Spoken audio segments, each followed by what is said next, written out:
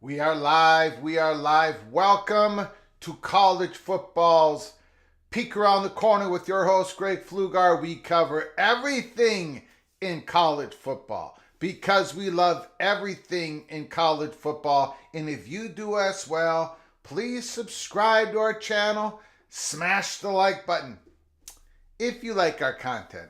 Share the video with your family and friends. If you want to support the show through a generous donation, just hit the $ where you make a comment and I'll get to your super chat as quick as I can. Welcome everybody into the studio that sits on the corner, on the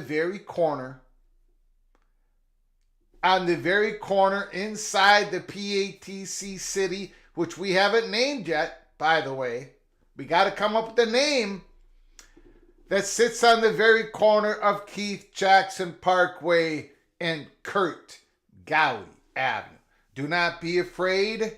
Do not be afraid to be a legend in the chat room with your comments and with your phone calls later in the show. It's another lazy Tuesday, late afternoon, early evening for some of you on the East Coast. Still, it's a little calm out there. Again, we don't expect anything to drop in Mecklenburg County in regards to Clemson doing a complaint in Mecklenburg County. Something has to happen first, and then I think we're going to see it. Something has to happen in the court system in Mecklenburg County before we see it. We'll go into that, but we got some other Clemson news that was dropped today. It's interesting. It's very interesting. You know, we've been reporting here at Peek Around the Corner about Clemson being serious about challenging the ACC's grant of rights. We've been talking about it for 10, 11 months. We never, a lot of people said, well, Clemson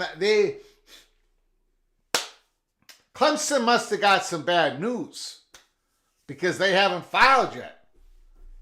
They must have got some bad news. Maybe they won't go to the Big 12. Maybe there's no chance for Clemson to go to the SEC or the Big 10 because they haven't filed yet. The same thing that people are saying about Miami. Be careful. Be careful with that logic. Just because you haven't filed yet, there's a lot that goes into it. So be careful. Be careful. North Carolina hasn't filed yet. And they're serious. Clemson has been serious this whole time, and they just did it last week. And now we got a report coming out today that Clemson had internal talks all the way back into February 2023 about the ACC media rights. We're going to go into that. We're going to talk with that. We're going to talk about this dissolution theory. Now, we have never been a strong proponent that was ever going to work. We're going to go back into it again because I think it's quite obvious that one of the big options, that the Magnificent Seven that Brett McMurphy called them, was to form their own condensed new conference among those 7 schools and another school, whatever that other school was going to be. They ran into a roadblock. We're going to talk about that. I think the roadblock is still there. Plus, there's probably now some trust issues among those 7 schools, and the reality that there might not be the market for a condensed, more valued ACC conference. It might not be worth the risk because the media market is so tight. We're going to go into all of that, but we're going to go into Clemson and talk about their internal talks. February 2023, 13 months ago, over 13 months ago. We got so much to talk about. The quarterback battles rages on in spring football. Arkansas, we're going to talk about Arkansas. CBS Sports, Chip Patterson, puts out a very good article talking about 4 or 5 battles that are going on. Of course, the Buckeyes, the Wolverines, we know about that. But Arkansas has their own quarterback battle. I wonder if Jamie Thornton, part of the PATC community, is going to be here watching this live show. KJ Jefferson's left. He went to UCF. Who's going to take over the reins at Arkansas? We got a lot to get through. This, again, another calm Tuesday.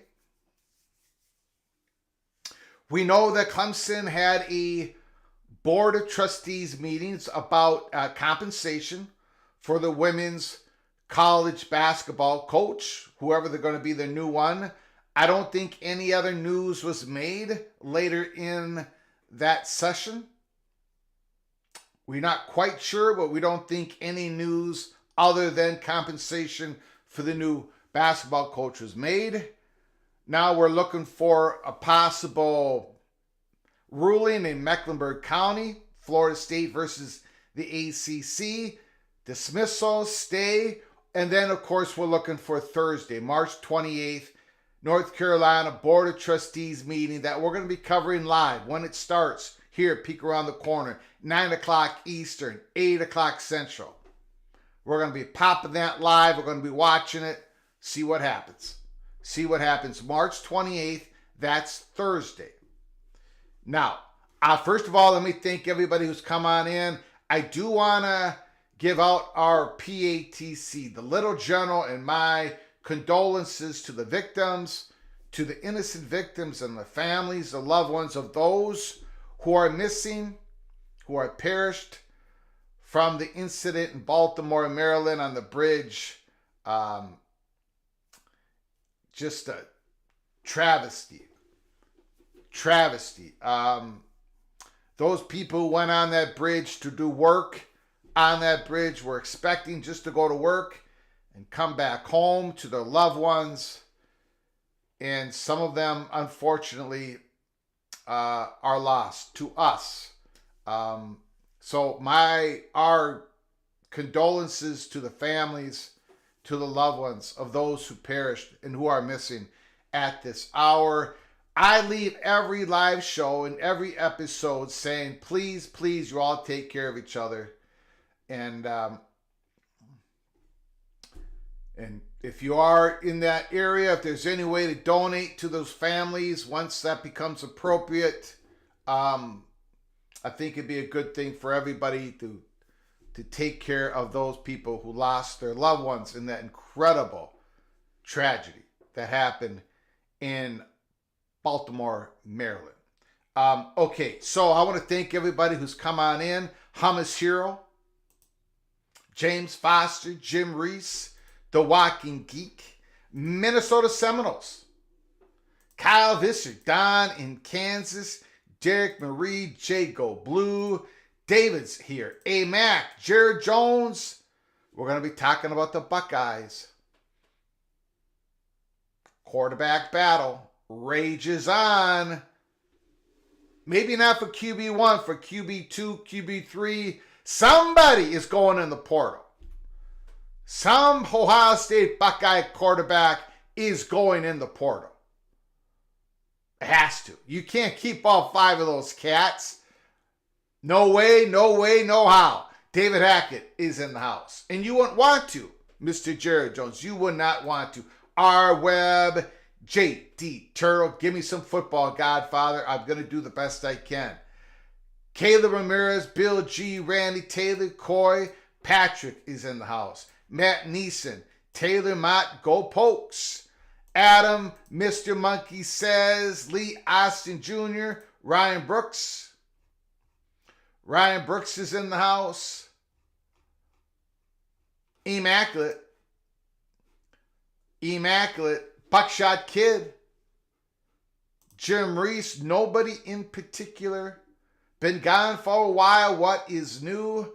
Everything is new every single day. C. John is in the house. Kerry Gold Nose. Richard L. Mr. Buffalo is here. Randy Taylor, the Evil Badger, Ryan Willie. I just saw that. Wisconsin and Cal agree to a home and home in 29 and 30 per ESPN. California Bears versus the Wisconsin Badgers. I think Minnesota has an agreement locked up with California. I think so. I don't think that changed. Jim Reese, prayers for the people involved in the Key Bridge accident in Baltimore. No question about it. Yes.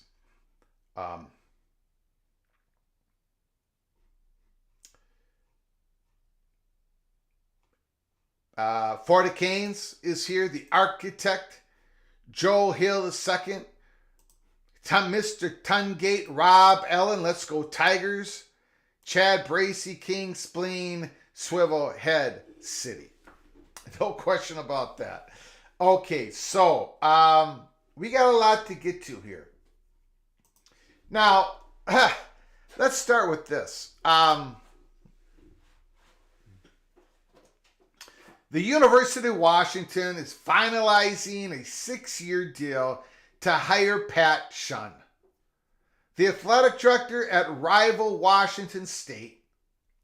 Asked the school's new athletic director. He's been the AD at Washington State since 2018 and also worked as FAU's athletic director.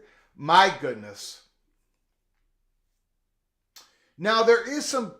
Now we did a live show yesterday and we had a bunch of good news for Washington State and Oregon State, right? A bunch of good news. They made a lot of money here lately with the NCAA credits, with the divorce being settled. They're going to have bags of cash coming to them. Hopefully they can rebuild some sort of competitive G5 conference, or maybe they can find a spot in the ACC when it implodes, if it implodes.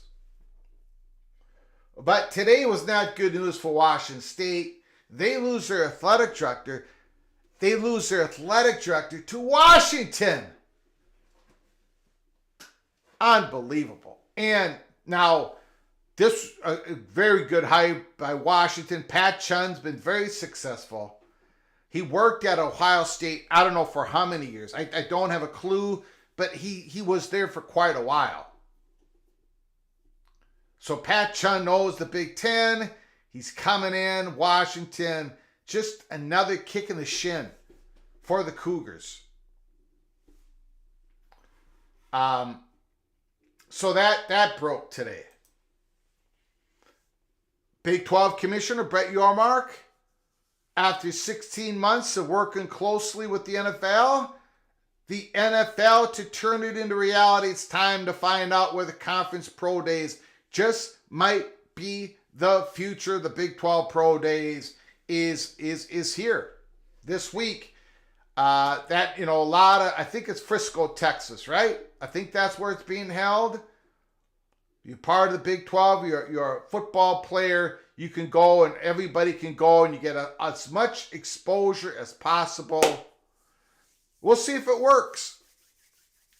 We'll see if it works, and we'll see if other conferences follow this model. I don't know if SEC will. I don't know if the Big Ten will. I can see some of the conferences trying it out. Maybe the Big Ten will. Maybe the SEC will. Very interesting. I'm very interested to see how this works. How it works out. So that was the news. And again, Nebraska. We keep bringing up Nebraska. We're going to bring up Nebraska later in the show, talking about the quarterback battle between Dylan Raiola, who's got all the arm talent in the world, versus Harburg, who was their quarterback last year, who probably is one of the least talented when it comes to his arm in all of Power 5, but he's a gutsy kid. He's a good athlete. He's tough. He runs the ball. He's not the worst Power 5 quarterback, Power 4 quarterback, but he's probably one of the least talented when it comes to his arm. Dylan Raiola, true freshman, probably the most talented when it comes to his arm. We'll see if Raiola has the intangibles. But anyways, we're going to be talking about Nebraska here in a little bit. But again, Sam McEwen, Nebraska interim president Chris Kaborik, says he appreciates that Troy Dana. Now, Troy Dana, they introduced the new athletic director today in Lincoln, Nebraska. He left Washington, remember, only been there for 6 months, going to Nebraska. Troy Dana is passionate about Nebraska's vision to get back in the AAU. Again, AAU, Nebraska, they feel the need. They got to get back in the AAU. I think people are misrepresenting this. I think Nebraska has a strong need to pick up their pace when it comes to R&D expenditures and that possibly would lead them into the AAU, but they've got to change something up. They're slipping behind everybody. Their growth in research dollars is basically non-existent since 2013. That is unacceptable in the Big Ten. This is shorthand. AAU is shorthand for everything I just said. But anyways, they feel the pressure on this. Max Olson covering the new athletic director of Nebraska. Understatement of the day from the new Nebraska athletic director, Troy Dannon. If you think the last 5 years of college athletics have been wild, the next 5 years will put it to shame. In other words, ladies and gentlemen, the PATC community, you haven't seen anything yet. The next 5 years, and I believe a lot of that is going to be contracts between the student athletes and the conferences and schools, and a whole bunch of change is going to be driven by that, just that one huge, massive change in college athletics. Troy Dannon, athletic director. If you think the last 5 years of college athletics have been wild, the next 5 years will put it to shame. And then Nebraska athletic director Troy Dannon. I think the world is going to revolve around the Big Ten and the SEC. I think we saw that with the CFP revenue distribution model that came out. So those are Troy Dannon's words today, Nebraska's new athletic director. We did, look at this tweet here, Front Office Sports. Nearly every day from December 20th, New Year's Day, will now feature a college football playoff game, an NFL game, or both. Remember, it was today, I think it was today, maybe it was yesterday, the NFL announced a doubleheader on Christmas Day. The NFL is going back on Christmas. December 25th is a Wednesday this year. A Wednesday. Holy smokes. December 20th, college football playoff game. December 21st, 3 college football playoff games and NFL games. December 22nd, NFL games. December 23rd, Monday Night Football. December 25th, Wednesday, NFL Christmas doubleheader. December 26th, Thursday Night Football. December 28th, NFL games. The 29th, NFL games. December 30th, Monday Night Football. December 31st, 1 college football playoff quarterfinal. In January 1st, 3 CFP quarterfinals. We've never had 3 playoff games in one day in college football, obviously, right? January 1st.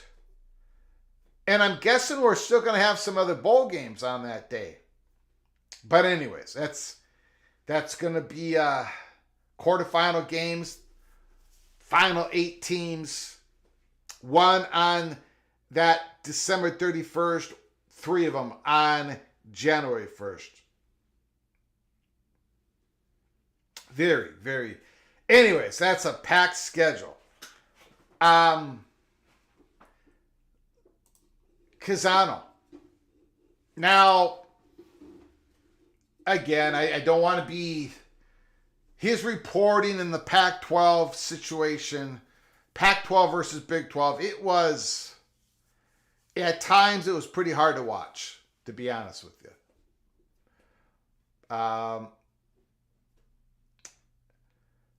But he had some interesting report today. I don't know. I haven't seen anybody else confirm it. Going to put it out there. Casano, Oregon State and Washington State close to TV deal for football games. Exposure, not revenue, is the primary focus.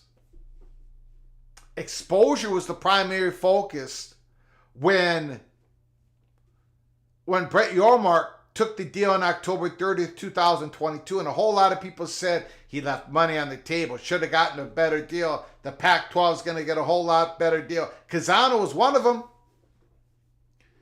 But now Casano's saying, well, look, it's exposure, not revenue, is the primary focus, and it should be for Washington State and Oregon State.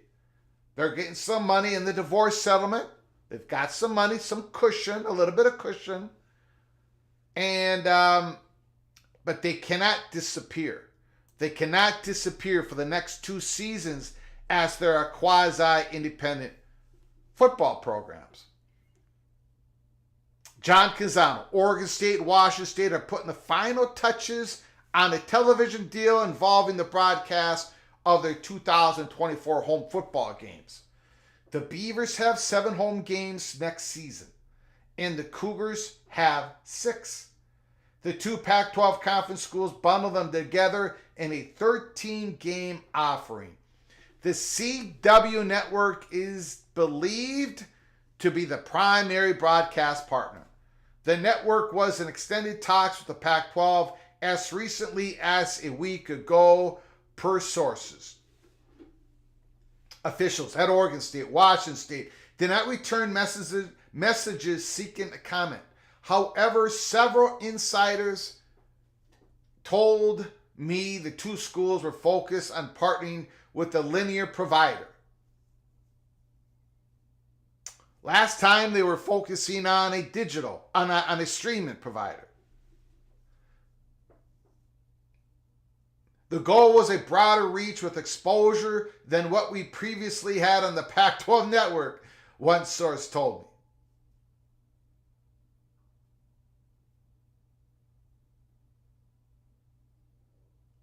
The Pac-12 network fluctuated between 12 million and 19 million subscribers during its run. The CW is carried on 203 stations that cover almost 100% of the United States households. Oregon State and Washington State's road football games against the Mountain West Conference's team will be broadcast on Fox and CBS as part of the Mountain West League's deal. And finally, in the article, last summer the CW announced a deal with the ACC that runs through the 2026-7 season. The network agreed to air 13 football games, 28 men's basketball games, 9 women's basketball games. As part of the agreement, it holds the rights for the golf and NASCAR. The CW does not have an in-house sports production arm. Raycom produces the ACC sports events. NASCAR produces its broadcasts. If the CW ends up as a Pac-12 partner, the Pac-12 network would produce Oregon State and Washington State's 13 football games, I am told. That makes sense. That makes sense. Ryan Willie, the Evil Badger, thank you for your super chat. Thank you for your continued generosity to our football channel. Thank you so very much. The NFL wants to own Christmas. Well, the NBA has been owning Christmas.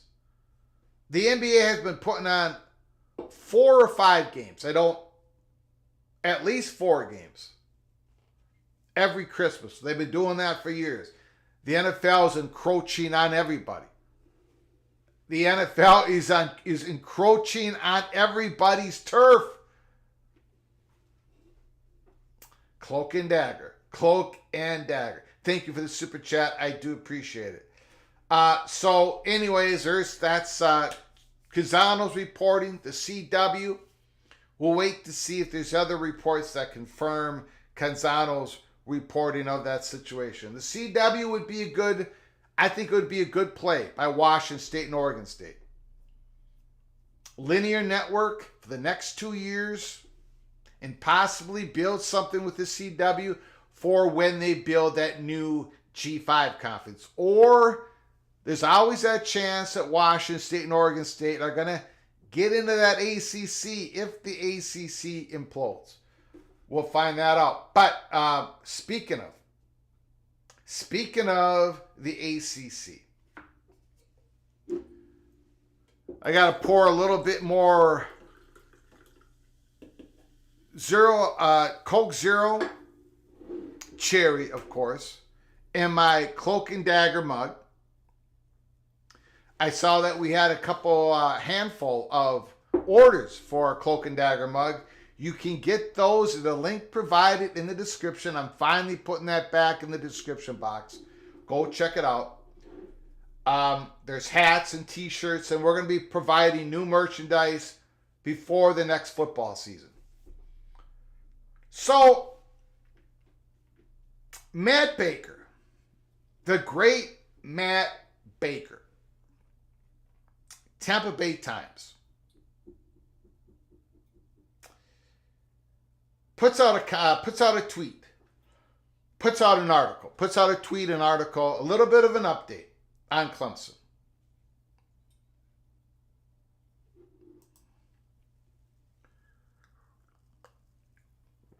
This was his update today, March 26, 2024.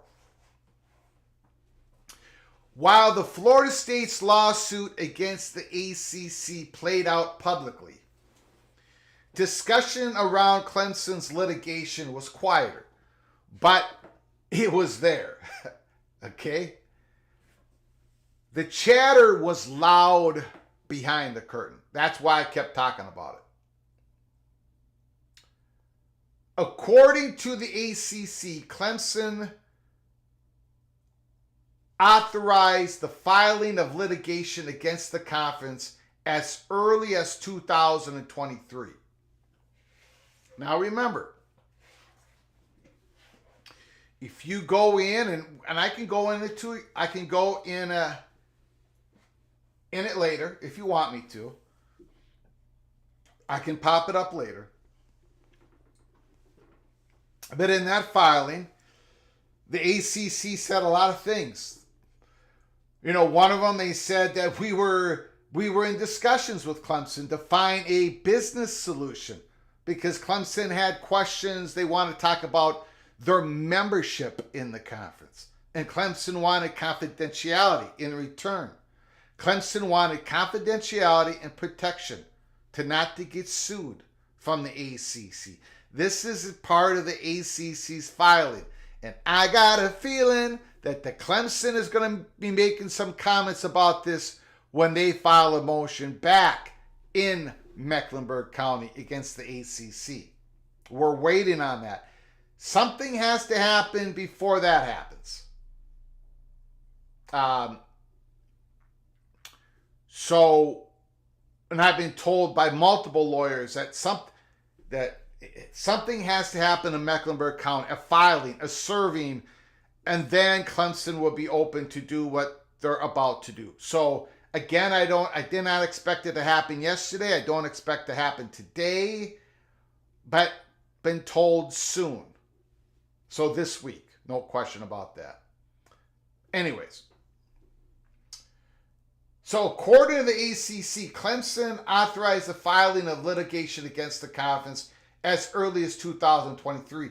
That was in the ACC filing in Mecklenburg County against Clemson. And Clemson filed first in Pickens County in South Carolina. That was mentioned. ACC, look, Clemson authorized the filing litigation against the conference as early as 2023. Actually, I don't know if they've authorized it, but they did have internal talks about it. And this is Matt Baker, the great Matt Baker, who's been doing an incredible job covering this story. I don't know how or when the suit was authorized, but minutes from Clemson's Board of Trustees meetings add smoke to the ACC's claim. If you go into the Board of Trustees meetings, if you go into the minutes, and you can do that, on February 3rd and April 21st of last year, the full board went into executive session in part to receive legal advice regarding media rights agreements. Those closed sessions spanned more than 5 hours total. Holy smokes. The Executive and Audit Committee also went into executive session on February 2nd and October 6th for counsel on athletics media rights. This was back in 2023.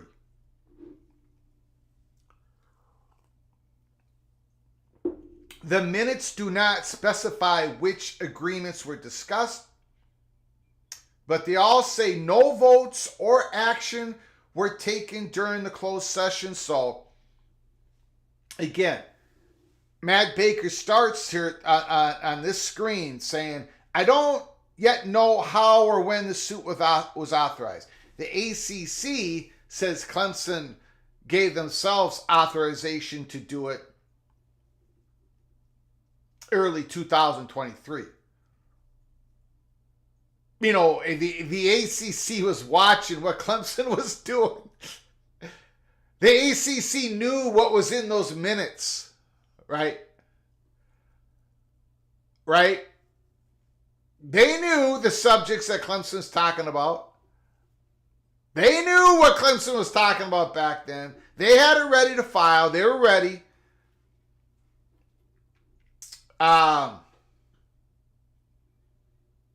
You don't think the ACC is going to be watching North Carolina on March 28th, this Thursday? I know we are going to be.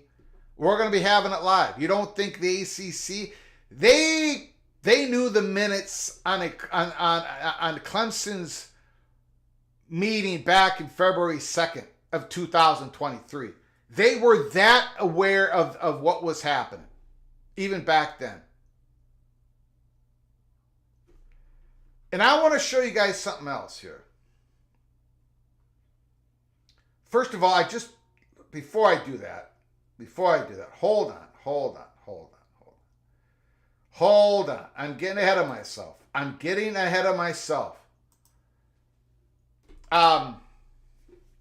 Those closed sessions span more than 5 hours. 5 hours. That's a lot of time, guys. On a closed session, 5 hours. The executive and audit committee also went into executive sessions on February 2nd, October 6th. Now, before we get into the February 2nd, early 2023, I want to get into the October 6th. If you recall back in October, early October, the News and Observer had a big article in South Carolina. They had sources at Clemson saying it was imminent that Clemson was going to take action. They used the word imminent. It's going to happen sooner rather than later. Those were the exact words in the article. Now, at the time, here at Peek Around the Corner, we said to you, holy smokes, we're not getting that same information. We know that Clemson has been serious about this for a long time. We kept telling you guys about it to the point where you guys wanted me to basically keep my mouth shut because I kept talking about it over and over and over again. We didn't, but now I understand why maybe there was people in Clemson's leadership who thought it was imminent because they knew about the executive session on October 6th. I think the article was written just a few days after October 6th and said it could happen by the end of October or November.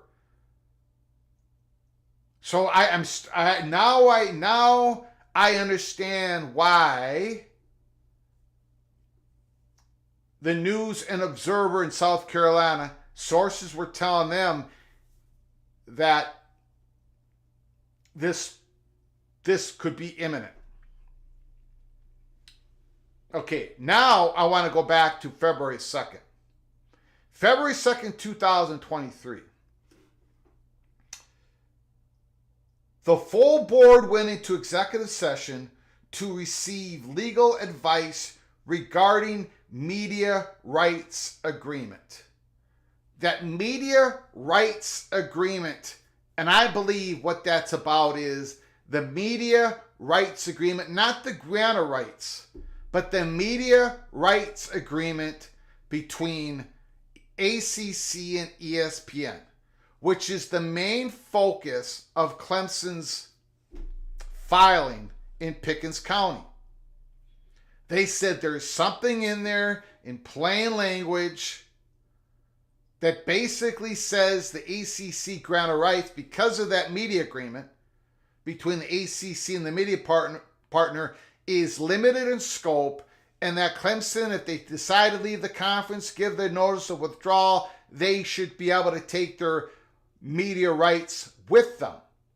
That's all in Clemson's filing, correct? On February 3rd, they went into a full board. The full board, the board of trustees, the executive and audit committee went into an executive session on February 2nd. February 2nd, and then the full board on February 3rd, they talked 5 hours to receive legal advice regarding the media rights agreement. So did Clemson come to the conclusion about what is said in that media rights agreement that is not in public view? They want it in public view. Clemson wants it out there. So does Florida State. ESPN is calling it its trade secrets. We can't have it out there. Of course, the ACC agrees with ESPN. I want to go back in time here. I did not have this set up. I do. Once again, I made a mistake, but we can correct it. Okay. You remember this? Now, before I put it up on the screen, February 2nd, 2023. Clemson is having this executive and audit committee, and then the full board on February 3rd. They also did it April 21st.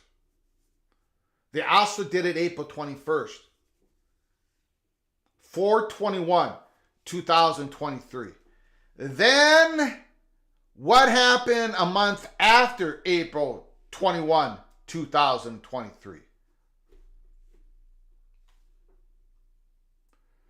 What happened in between February 3rd and April 21?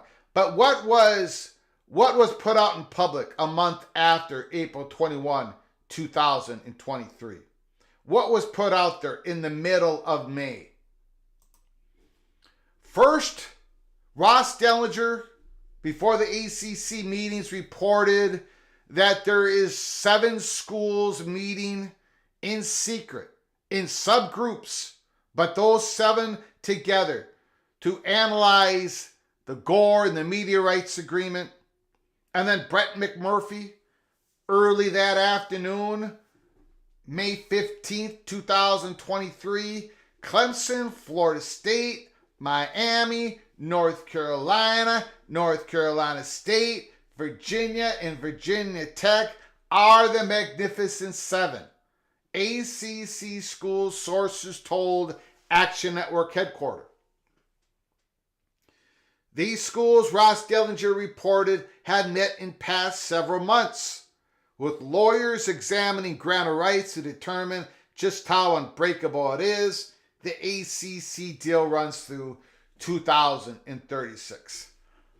There's a lot to take here. And then Ross Dellinger came back and said Brett McMurphy's information on the Magnificent Seven is confirmed, is correct. It was like 2 minutes after Brett McMurphy's tweet.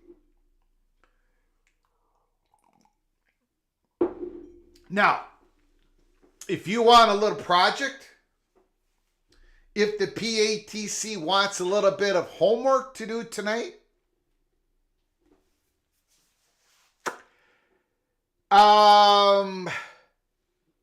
you may be able to find some meeting minutes back in February, back in March, back in April of 2023, maybe even January 2023, of some of these schools listed in which they got legal advice from their own counsel about the ACC's media rights, media agreements, grantor rights.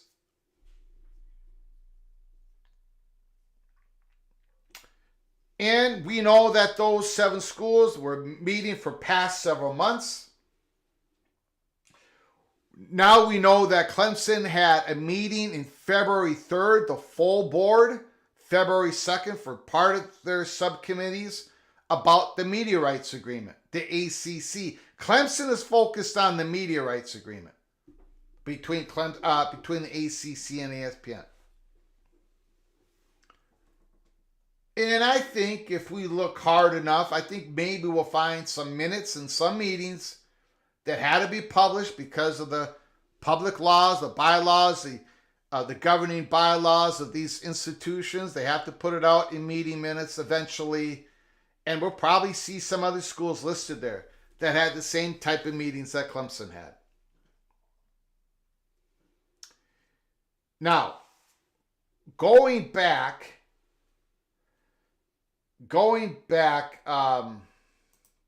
to the dissolution theory.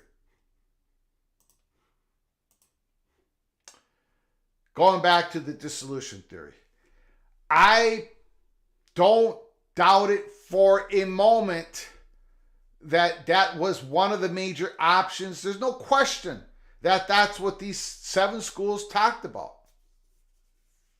Maybe not all at once, maybe only in subgroups. But could they get out of the grant of rights and have a condensed ACC conference? In fact, that is why you could not have Virginia in these meetings without Virginia Tech. You could not have North Carolina in these meetings without North Carolina State. If that was your goal, if it was to become another condensed conference of the top 7 ACC schools plus another school, possibly an 8th ACC school or some other school, that was the 7 that you needed to have in those big group or 7 groups, subgroups, I mean. So there's no question, and it was reported that as well. I mean, it was out there that they talked about it. But the problem always came back to was they wouldn't get the revenue if they did that. They would not get their media rights revenue. ESPN would still distribute North Carolina's football games, basketball games, and the money would still go to the ACC based on their media rights agreement. Virginia Tech, same thing. Florida State, same thing. It didn't solve anything. Dissolution did not solve anything because the grant of rights would still be in place for at least a few more years, if not the whole thing. That was the problem. The ACC would backfill, but the media rights are owned by the conference until you beat it in court or you get a settlement. If that wasn't the case, if those 7 schools, if that wasn't the case, why didn't they pull the trigger then? Why didn't they just flip the switch and go, okay, we're dissolving this conference. We'll get an 8th school. We'll get Louisville, whatever. Let's have an 8 school conference. It's dissolved. We're out of the gore. Don't even have to go to the courts. ACC's done. But their legal counsel said no. You've got to beat the grant of rights in the court or you've got to reach a settlement.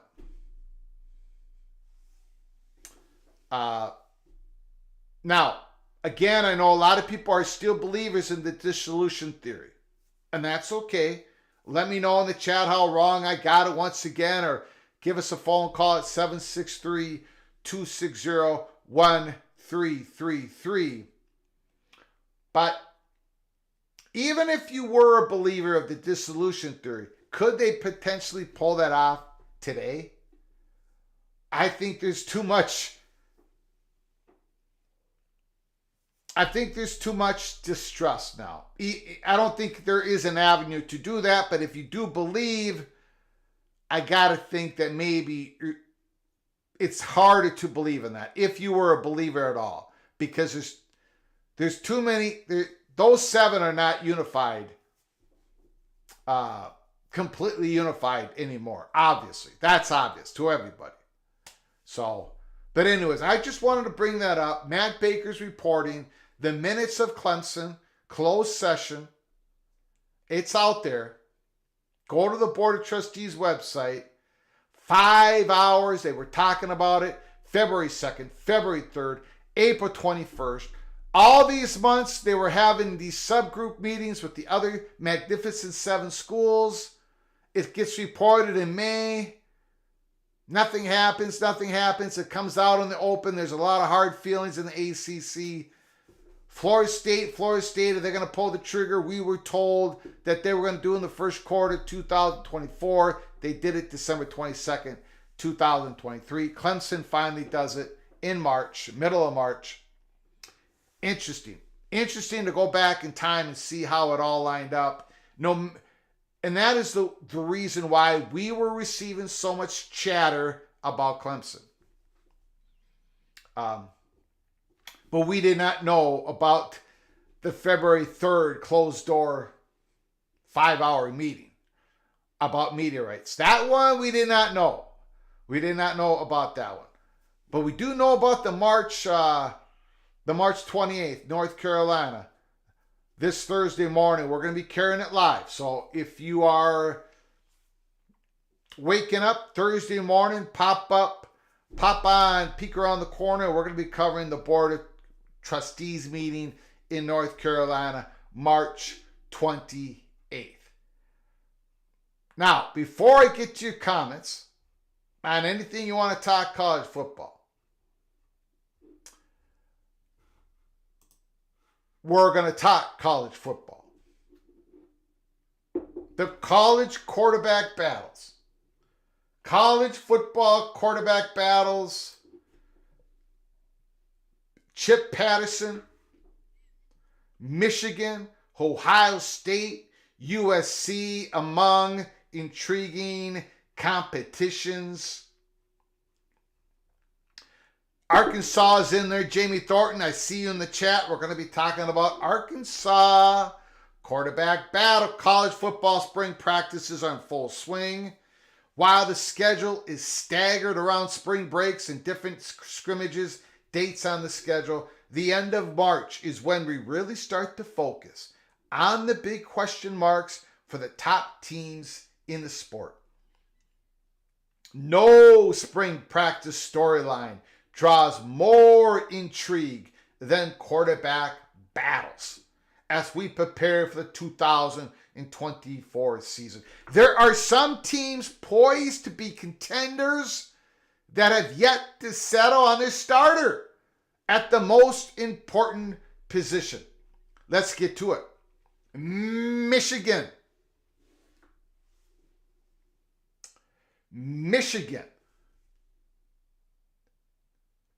Jaden Denagel. I talked about him. I actually put up a tweet about him today. If I can find it. Here, right here. LSU quarterback Jaden Daniels wins the 2023 Heisman.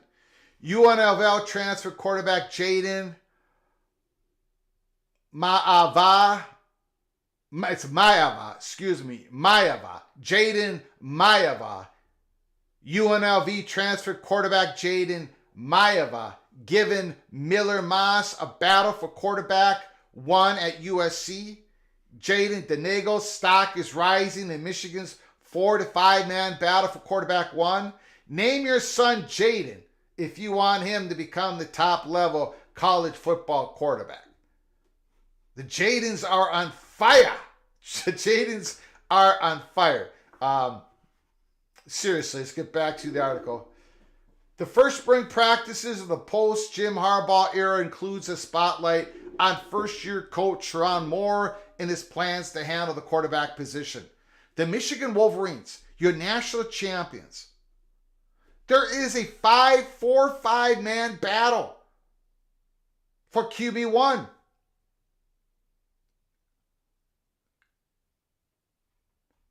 Is it going to be Alex Orji who's gotten the most snaps of all those guys?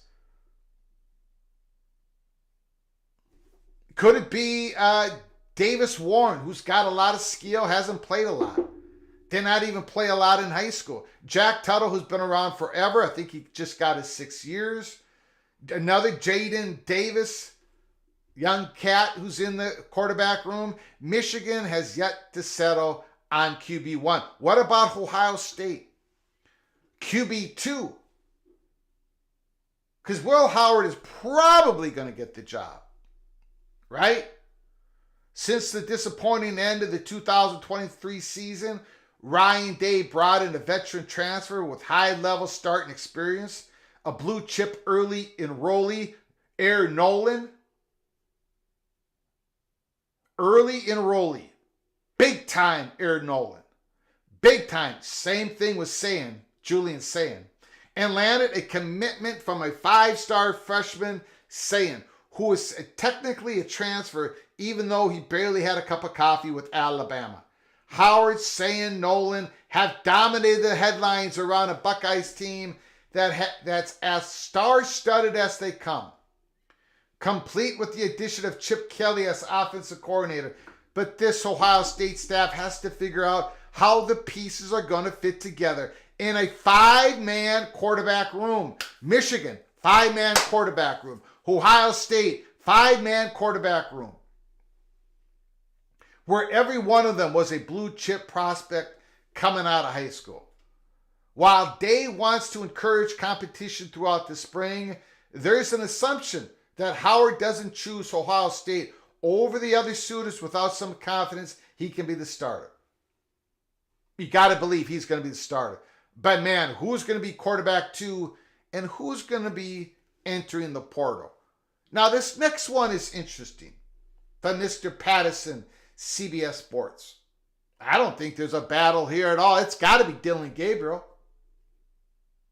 It's got to be Dylan Gabriel.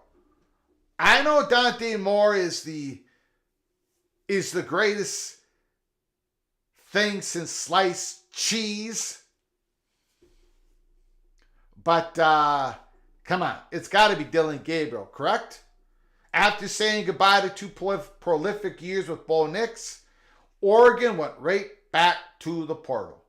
Gabriel was on his 3rd stop, his final year of eligibility. He stuffed the stat sheet at both UCF and Oklahoma. Gabriel's competition includes a high ceiling proposition with Dante Moore, the former 5-star prospect who found himself thrown into the fire as a true freshman with UCLA. I know those numbers don't look all that good. 11 touchdowns, 9 interceptions, 53.5. I thought he was better than the numbers. And I said that last year during the games. UCLA had a lot of things going against them early in the season. They got it going late in the season. But it wasn't just Moore's issue for UCLA, in my opinion. Plus, he's a true freshman. It's tough. It's difficult. Dan Lanning may need both players in order to navigate Oregon's first year of Big Ten play. It's going to be a little different, Ducks. It's going to be a little different. So keep an eye on this battle out in Eugene. Maeva versus Moss. Miller Moss, Jaden Maeva. Now, this one has a lot of steam to it.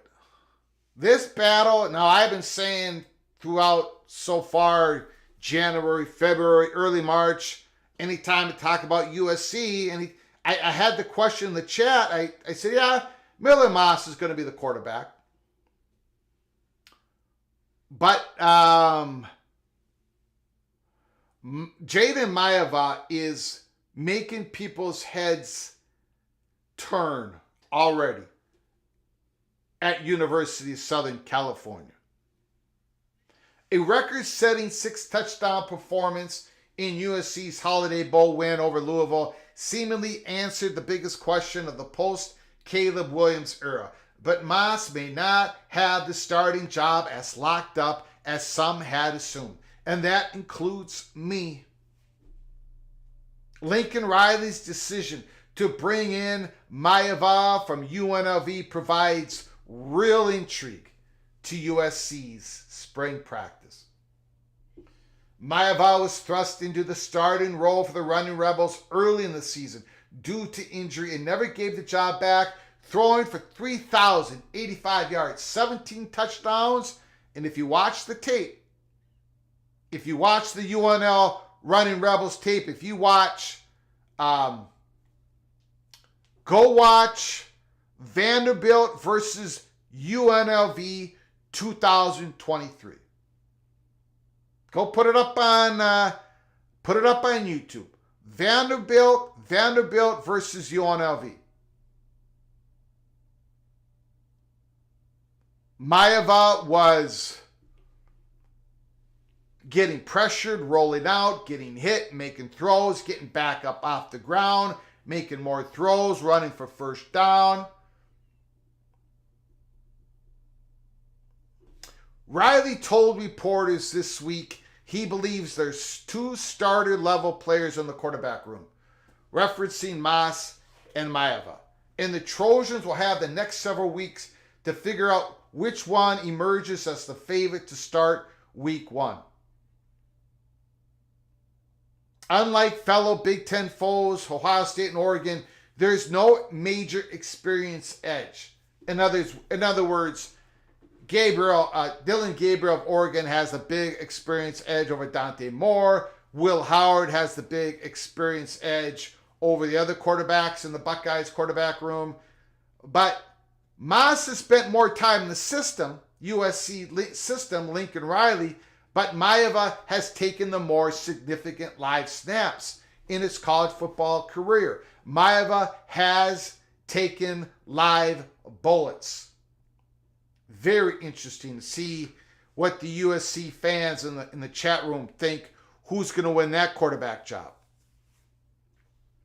It is way more interesting than I thought. Washington. DeMarcus Davis, Denmond Williams Jr., and Will Rogers. Will Rogers stood on the sideline as the heir apparent to Michael Penix Jr. while Washington was warming up for the championship game against Michigan.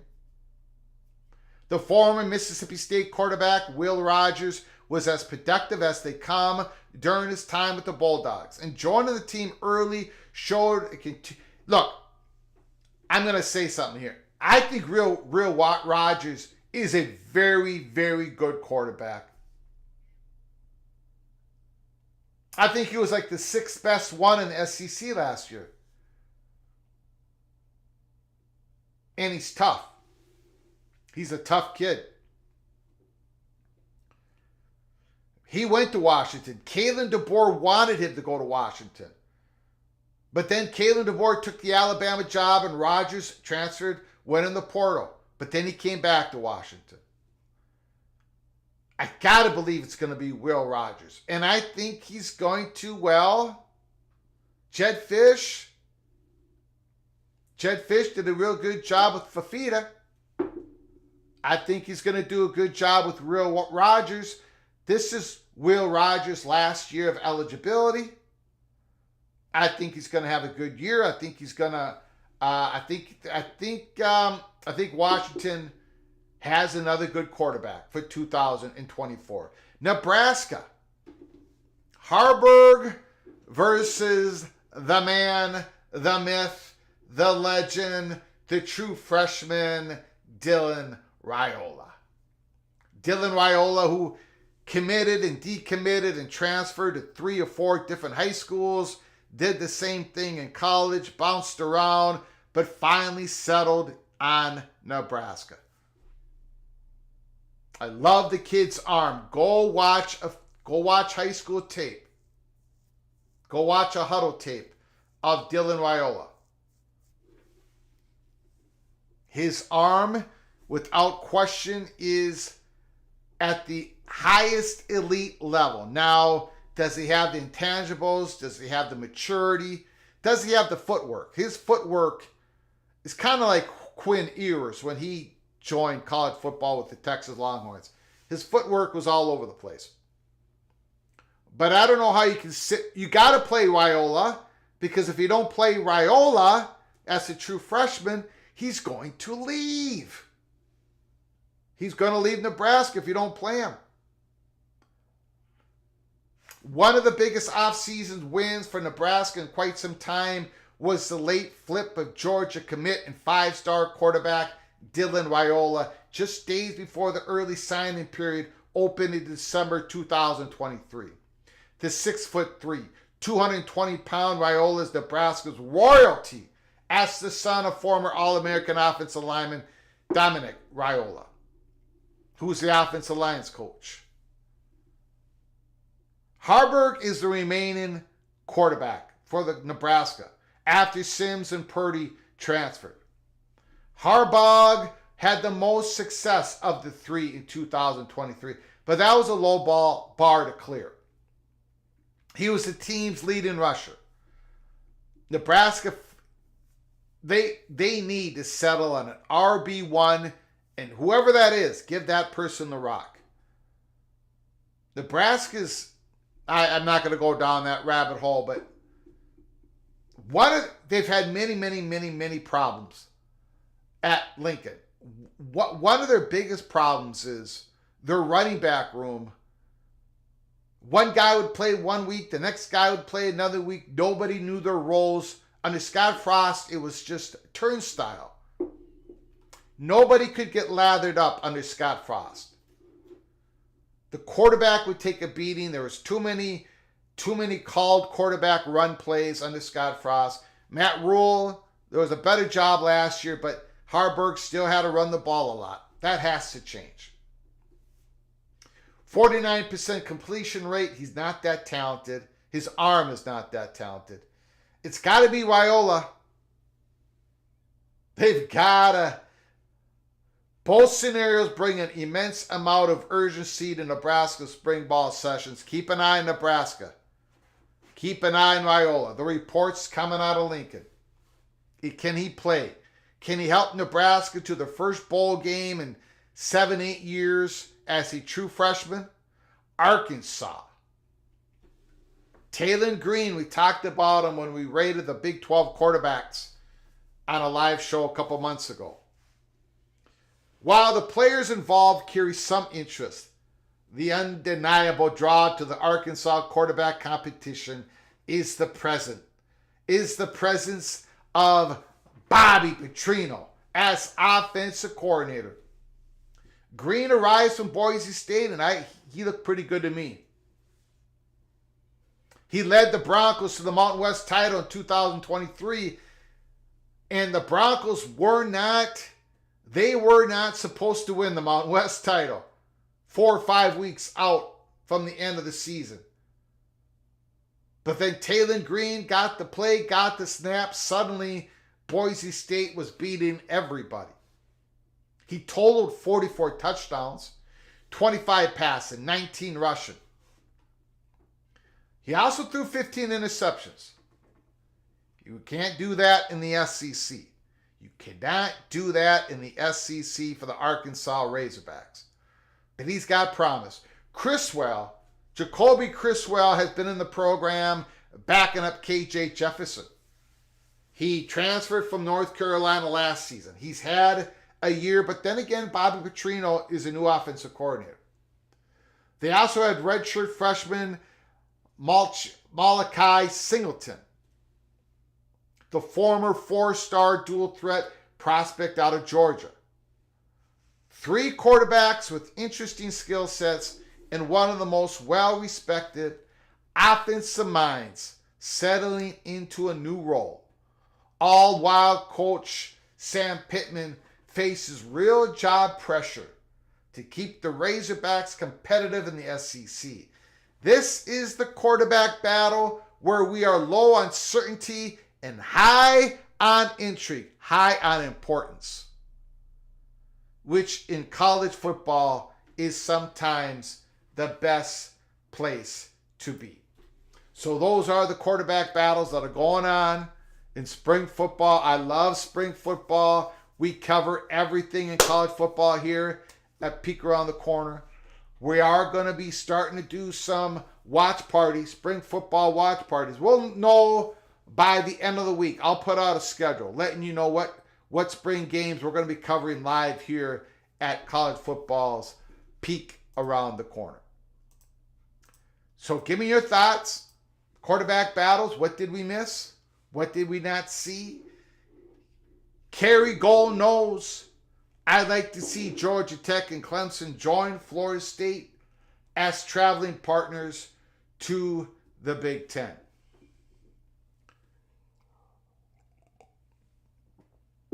Thank you for your super chat, Kerry. I appreciate it so very much. Thank you for your continuous generosity to our channel. Georgia Tech has some big things going for them. Incredible university, incredible research university. AAU, they've got all the numbers to back it up, and they are in a great market. Fantastic market. We at Peek Around the Corner have heard nothing on Georgia Tech. No chatter. Nothing. So, if we hear something, we'll let everybody know, but we are not, we're not hearing anything on Georgia Tech. And another school that we get a lot of questions on is Duke. We haven't heard anything on Duke. They're not in the Holy Smokes Theater. They're not sitting in the 40th row, the 39th row, the 38th row. Neither is Georgia Tech.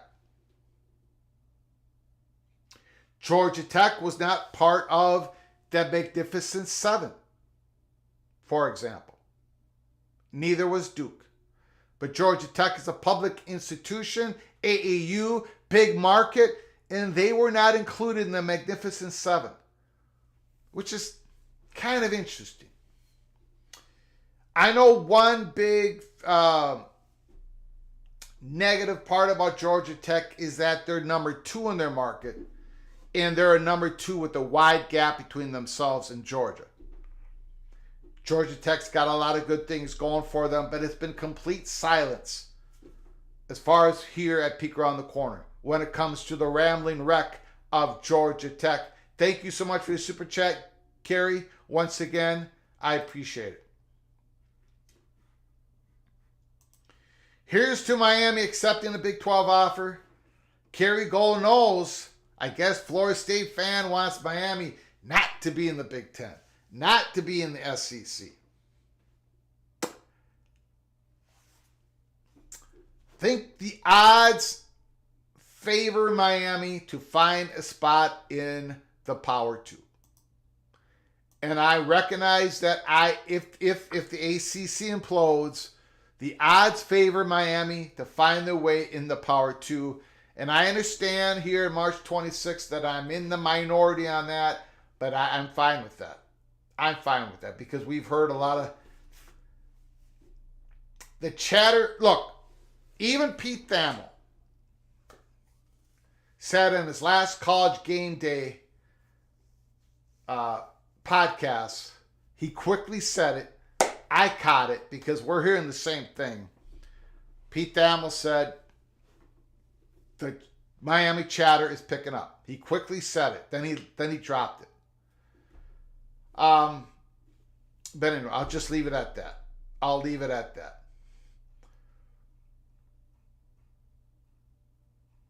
I do appreciate Super Chat. Kerry Gold knows. Thank you so very much. Okay, we're going to open up the phone lines. I've been talking all show. 763-260-1333.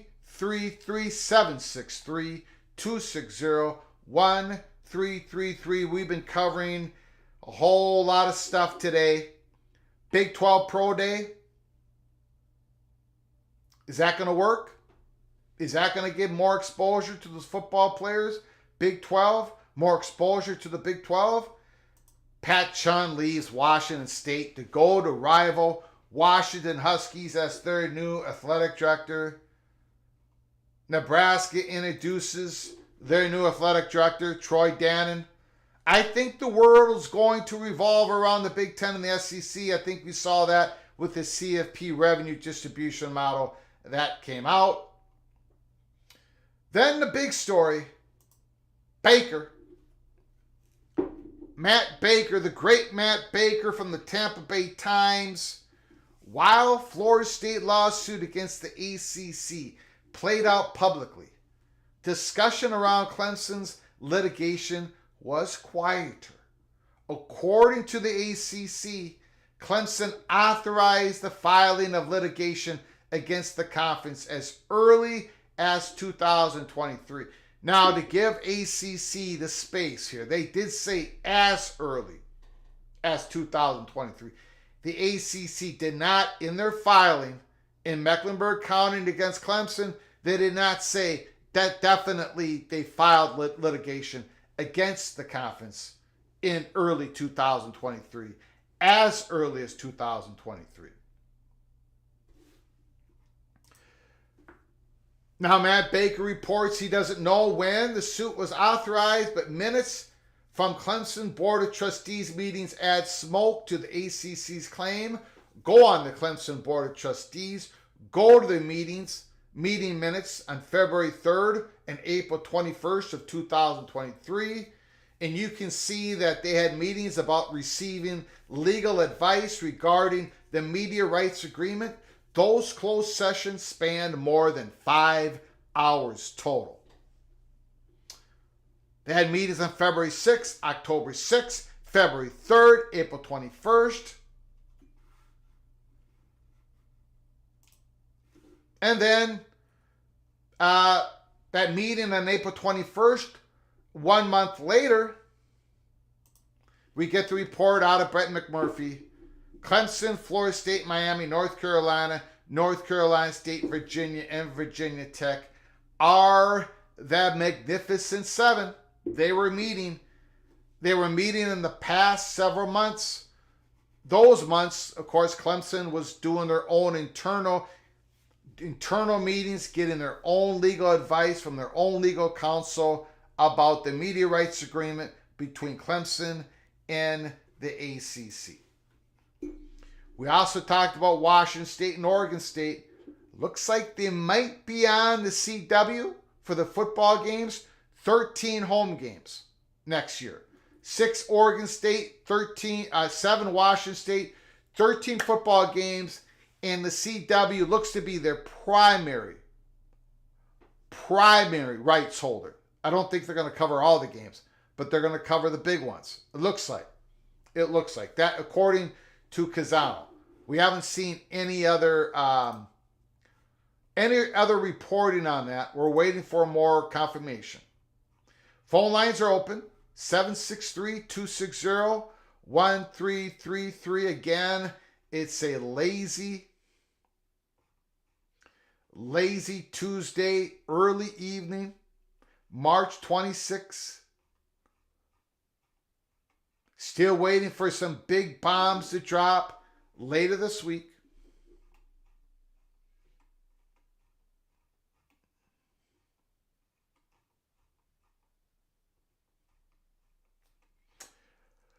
I can just probably take a second here.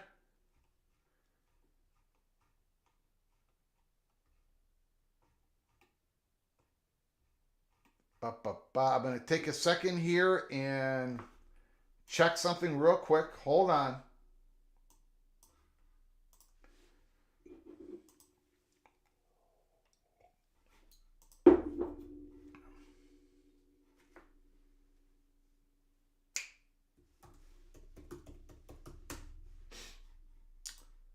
Just bear with me. Hold on.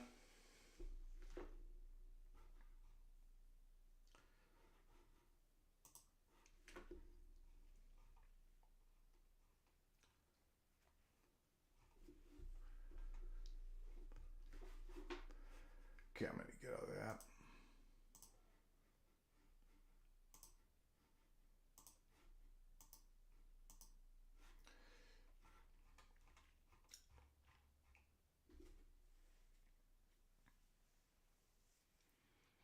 Now, according to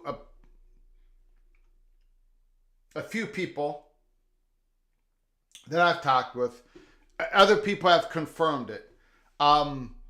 Before Clemson can respond, and we've known this, we've had a few more people. I've had some really good, smart people in the PATC community forward me the same information. Okay. So yesterday's live show, we talked about Clemson's next move. And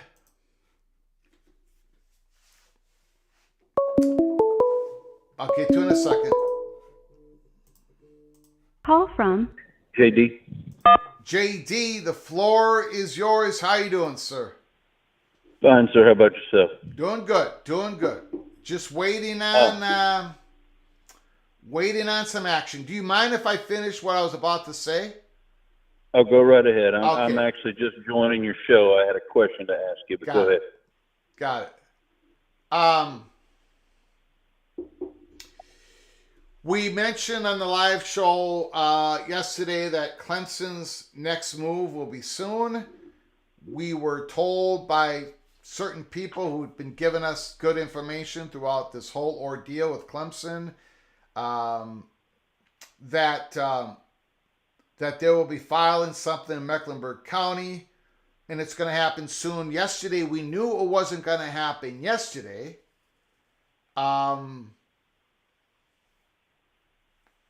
Because, and we've been told this over and over and over again, before Clemson can file in Mecklenburg County, they're going to have to be served by the ACC. So you need to see a notice of service before Clemson can respond back. And that hasn't been put out there yet. So we're just waiting for that. And then soon after that, I think Clemson is going to be doing something in Mecklenburg County. Having said all that, keep your head on a swivel. Keep following us at Flug Empire on X. Keep following this channel. We can pop up at any time. If you're new to the channel, please subscribe. Open up your notifications. Because we're probably going to be one of the very first ones on it when this happens. So, JD, go ahead. The floor is yours. Yes, sir. Like I said, I'm kind of late joining, but I'm seeing something referenced in multiple places about there's something in the new college football playoff agreement that makes realignment easier for the P2. In other words, they can raid the rest of the P4, and there's not really a lot of liability for them. I have no clue. There's people that claim they know what it is, but then they don't answer my question. And I'm asking you, do you have any idea what's being discussed or what's supposedly in the agreement? I have absolutely, I've seen that too. I have seen a whole lot of, now this whole time I've been seeing a whole lot of stuff that just runs contrary to what everything I'm being told. So most of the time I'm putting up my hands and hitting the brakes on all these rumors and conspiracies and such, but that I do not even, I wouldn't even know how someone could explain that that's a possibility. Why would something in the CFP agreement, why would that supersede any grant of rights that were signed by presidents in 2016 and met in 2000? And then that has absolutely nothing to do with breaking teams out of the grant of rights. I don't, but I've seen it. I've seen it, JD. I've seen a lot of stuff. People are starting to send me, and I'm glad they do. Keep sending me stuff. Like you, JD. Keep sending me stuff. I see stuff on War Chant. I see stuff all over the place. I'm not blaming War Chant. They're just a platform, right? Sure. But I'm seeing people write stuff, and it's just it. Well, There's just I no saw it reality first. to it. I saw it first on War Chant, and then I'm just like, well, I don't know. I'll just make a mental note of it, and I think I Yeah. did share it with you. Then, then I heard it somewhere else, and I'm like, okay. Then I was listening to something on an episode today while I was working on a YouTube channel, and they referenced it, and they said, some media members know we're referencing that some media members or maybe media insiders know what it is, and it's just it's baffling to me. People are suggesting that it's there. I just want to know what it is because, like you, that would have to supersede other media contracts. And how do you do that? Unless the other members of the Power Four signed on to it. Does that mean that the Power Two is exempt from tortious interference? Is that what it means? I mean, I literally don't know. It's just Well, if nobody can actually give any details to this theory, then there's really nothing.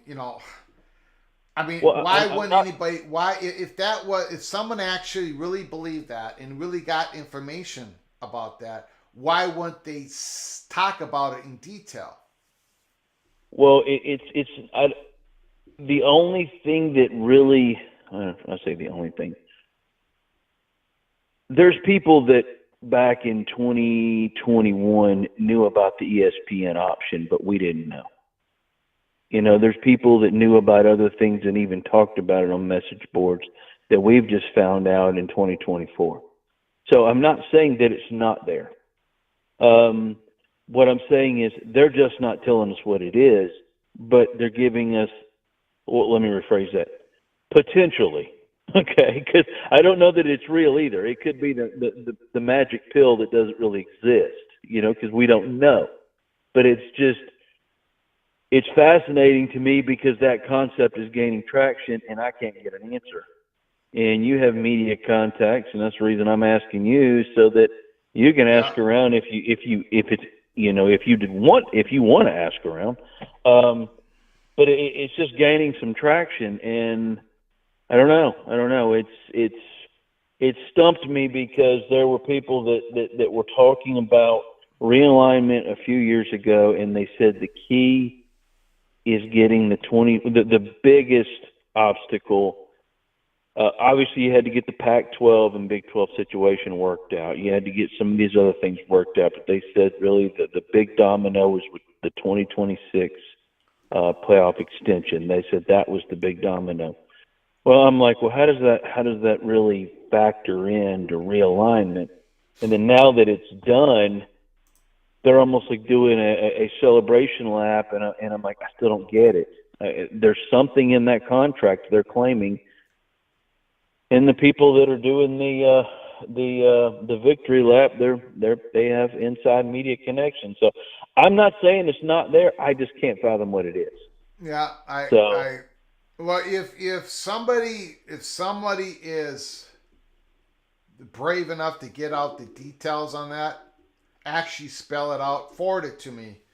But I got a feeling that no one's going to go real in detail on it because I don't think there's any detail to go on. It just and doesn't you make could any be right. logical sense. So You could be right. You could yeah, be right, and that's yeah. anyway. I mean, that was the primary reason for my call. It's just something that I've heard 3 or 4 times in the last week or so, and in different places, and I'm still looking for answers. Yeah. So, but I'm gonna cut it short with that. You I got it. I appreciate you appreciate always. JD. Love your show, You and got it. like I said, keep it up. Thank you, sir. Thank you, Mr. Seminole. All right.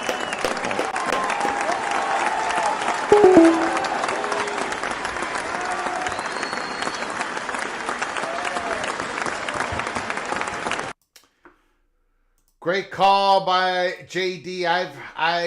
I have seen the same stuff, and I just people put something out there, but they don't want to go further down. They don't want to drill downward. They just want to say it and say, "Hey, This solves everything. There has been a lot of like people saying that everything's figured out already. There's already a settlement. There's already offers. If there was already a standing offer from Florida State,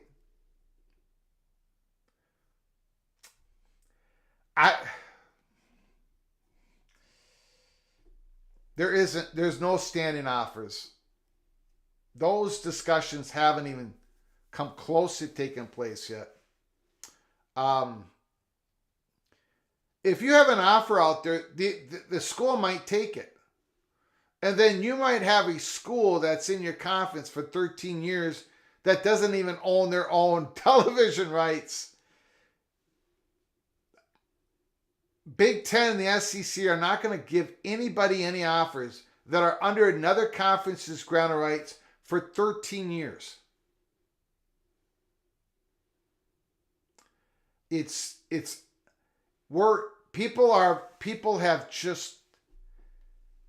They've just gone insane.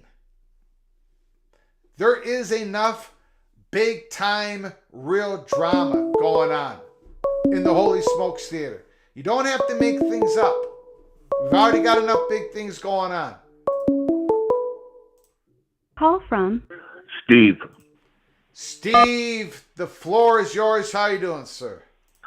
Good, Greg. How are you? Doing good. Doing good. Question. Is the Pac-12, Pac-2, the other members, the outgoing members, what liabilities do they have to cover yet? Is Comcast covered? Did they get that paid? That's a great question. And the Holiday Bowl and some of the employees taking them to court. I'm just wondering what liabilities are laying out there yet that haven't been paid in full or whatever. That is a great question. I don't know the answer. I have not seen any reporting of that. But I'm going to tell you, I'm going to take that question, Greg, and ask. Yeah, I've been searching around to see if I could find it, any info on it. I'm probably not looking in the right places, most likely, but I sure can't see anything. And I know that, that's going to come in the liability side of the, on the other side of the assets. But, has Comcast been paid? Has that Holiday Bowl been settled? And what's going on with the employees? That was my three biggest questions there. Yeah. I don't have an answer. Okay, I can't find anything. I would have to believe there is some payment structure handling that already, but...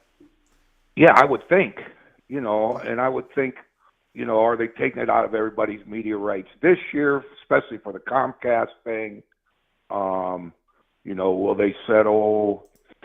I don't even know is there a monetary value that's been placed on the Holiday Bowl suit, things of that nature. So that's glad for Washington State and Oregon State to be getting some money, but what comes out of that? You know what I'm saying? And who's responsible? Are all the teams responsible? I would think for the Pac. I would think for everything they probably are, but who knows? Yeah, I would think they are, but because goofier things happen. All that was done while they were members, but we haven't seen it. I have not seen any reporting on that. Okay, well, if you can nose around, because I sure can't find anything doing any research. Got it. I'm going to ask that question. Thank you, Steve. Yep. Have a good day, Greg. You got it, buddy. Thanks. Appreciate it. Bye.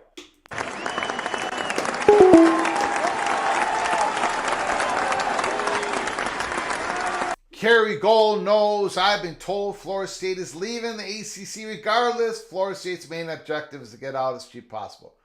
Absolutely. Yep. That's why they went to court. They want to get out as early as possible, as cheap as possible. Hopefully for them, things go the right way in these early court cases here, they can find some more leverage in the negotiations. But yeah, that's what they're trying to do. Thank you, Kerry Goldenose, for the super chat. Thank you so much for your continued generosity, helping us keep the lights on here. I do appreciate it very much. Terry Kane, ESPN and Fox are the new cartel. You go where they tell you and take who they say take. Not quite. We've had this discussion before. ESPN and Fox, of course, they hold a lot of power. They hold a lot of power. But there are other contracts that are beyond ESPN and Fox. And those are the grant of rights conference between the conferences and the schools. Those have to get resolved first. Call from Rock and Rant. Rock and Rant. Mr. Hurricane is on the line.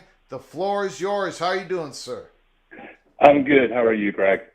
I'm doing good. We got another calm day. But I think the calm days are just about over this week. Yeah, I wouldn't doubt it at all. And it's interesting that you, of all people, brought up the dissolution conversation on a calm day here. So I will come to you on that with not because I think it's going to happen, but I'll do the straw man counter take in a second. But over the last couple of days, there's been a couple of things that have come up repeatedly on calls that I sort of wanted to just briefly comment on before going into a question, before I maybe come back with a different take on the whole dissolution thing that you have a better answer on from historical information. The first thing I did want to say separately from everything is every time that you bring up that it's a tight media rights market, which is 100% true, people take that in a place that I don't think you're even necessarily implying. A tight media market is not a down media market. There's, other than if your conference imploded or you lost key members like the Pac-12 did with UCLA and USC heading into a rights deal, there's at this point never been a major sports league in the U.S., including most of the top football conferences, that their subsequent contract to what they had was a down contract. Like they may not have gotten the lift that they were expecting. Even the college football playoff is a recent example with the $1.3 billion versus hoping for $2 billion. Even in that relatively disappointing scenario, the teams are getting between 2 and 3x what they are getting from the just implemented 24, 25 years, if I'm not mistaken, and you can correct me if I'm wrong. Yep.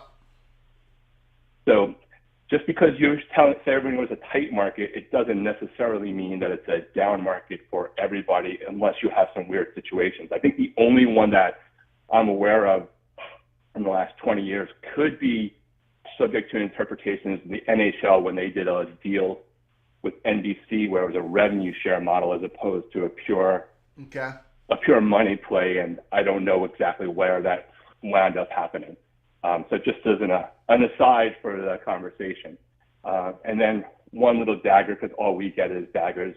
I do think it's really interesting that some FSU fans contradict a lot of my FSU friends and fans that I know of with wanting to avoid playing in Miami, because there's really no Miami fans of any conversation or board that talk about, it would be great if we dropped FSU. We actually want Florida to come back every year and Notre Dame to come back every year, even if that was all out of conference. So I think it's interesting that some of the community likes to dive into not just the typical understandable hatred, but wanting to avoid one of the most storied rivalries in college sports. But, rent-free in Tallahassee, totally fine.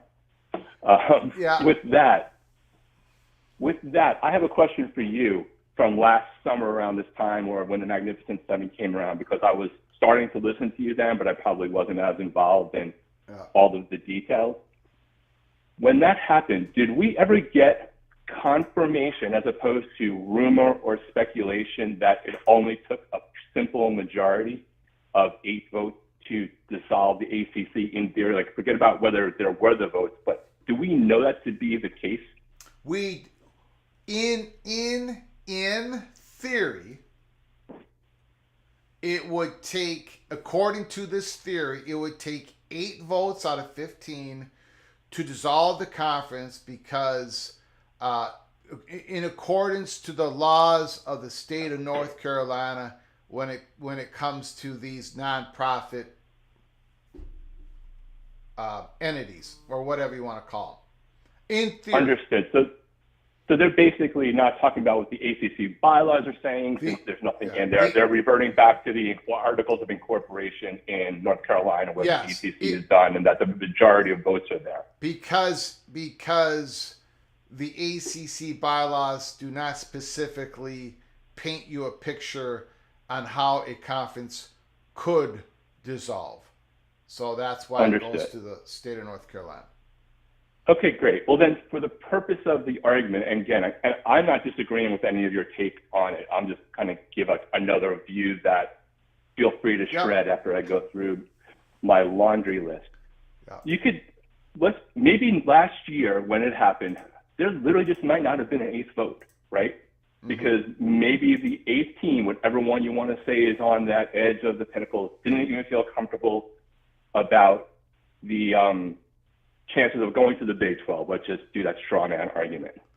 So now, and I'm going to come back to another probably main point that I think I'm right on, actually, regardless of the vote structure, is now subsequent to that, like fast forward 8 months, think of all the things that we now know that eighth team in theory didn't know about the conference they exist in, right? From the rights not really being through 2036. So I'm just making the argument that the eighth team may have a different view now because the ground underneath them has moved so substantially. They are seeing how teams are being treated. They're seeing how the college football playoff revenue has gone. They're seeing they're seeing that their TV, their safety zone of, I don't know if I have a place, but I know I have $50 million in 2036 is maybe not $50 million in 2036, and maybe nothing after 2026 effectively. So I think in that theory of, hey, could dissolution, if it's only 8 or 10, but let's just say it's 8 from the Articles of Incorporation in the state of North Carolina, could in theory be a different answer for team number 8, because so much things have evolved and changed and clarified and solidified, from actual revenue to the way that the conference is treating their members, and maybe they feel a little bit of a different thing. So that's my argument, that could happen. But the one thing that I think I would love, and maybe you've gotten this take before from lawyers, but my understanding of the grant of rights and how these things get adjudicated is, if the members have they've signed over the grant of rights to the ACC, which I think we're on the same page with, and then the ACC monetizes those grant of rights to a partner, in this case, ESPN. That's my understanding, and I'll pause there to confirm that that's your understanding. Well, they use, you say monetize, they use the... they sell the media rights after that. They sell distribution rights to a media company. They're using the grant of rights as a leverage point, saying, look, I'm ESPN, I'm giving you this much value. These teams are locked in. I've got their rights. That gives us more of a leverage. You're going to have to, you're giving the media companies some security. So they're supposed to give you something back in consideration. They give you a little bit more, maybe more money, just because the commodities, the assets within the conference are secure. ESPN knows that Clemson and Florida State are going to be part of this media package for the next so many years.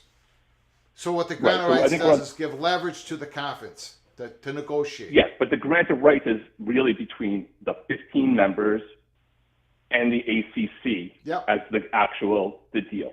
Yes. So my understanding, and again, you may have had other actual lawyers who've done this, but and I'm not a lawyer, but I just know a lot of this from dealing with contracts and IP and things in my life. If the 8 members dissolve the ACC, they voted, or whatever the number was, let's say if suddenly everything changed and you got that, the ACC as a legal entity, a being in the world, ceases to exist immediately at the moment that the dissolution has happened, right? It doesn't exist anymore. There is no entity to have the rights that ESPN can monetize. And therefore, in most cases, and if you check legal precedent, these kind of things, not necessarily in this specific space, but generally, the entity is gone. That everything is gone from that point forward.